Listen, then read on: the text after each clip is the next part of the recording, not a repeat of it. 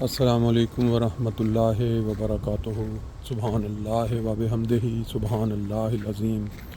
اللہم صلی علی محمد وعلی آل محمد کما صلیت علی ابراہیم وعلی آل ابراہیم انک حمید مجید۔ اللہم بارک علی محمد وعلی آل محمد کما بارکت علی ابراہیم وعلی آل ابراہیم انک حمید مجید۔ آج عید الاضحیٰ کا ایک بہت ہی مبارک دن ہے، اور ہم آج جب یہاں دعا کرنے کے لیے فرینکفرٹ میں جو مین قبرستان ہے جہاں زیادہ احمدیوں کی قبریں ہیں یہاں پہنچے تو دل میں یہ خیال آیا کہ یہ جتنے لوگ یہاں مدفون ہیں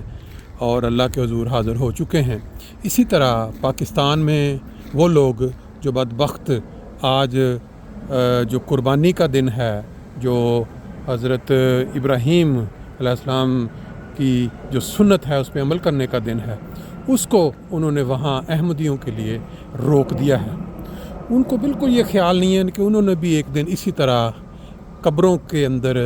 من مٹی کے نیچے ہونا ہے، لیکن ان ظالموں کو بالکل یہ خیال نہیں کہ ہم احمدیوں کی قربانیاں چھین رہے ہیں، ہم احمدیوں کی نمازیں چھین رہے ہیں، ہم ان کو مسجدوں سے دور کر رہے ہیں۔ یہ نبی پاک صلی اللہ علیہ وسلم کی تعلیمات اور اسوہ کے بالکل خلاف ہے۔ یہ قبریں جن کے اوپر آپ دیکھیں